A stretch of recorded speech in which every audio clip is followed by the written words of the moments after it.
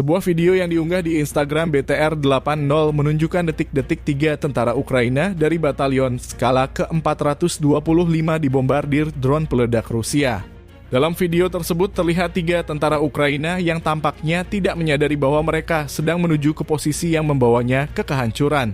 Drone peledak Rusia kemudian menyerang mereka menyebabkan mereka kocar-kacir.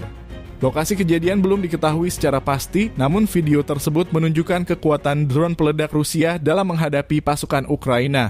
Serangan ini menjadi contoh taktik perang modern yang digunakan oleh pasukan Rusia.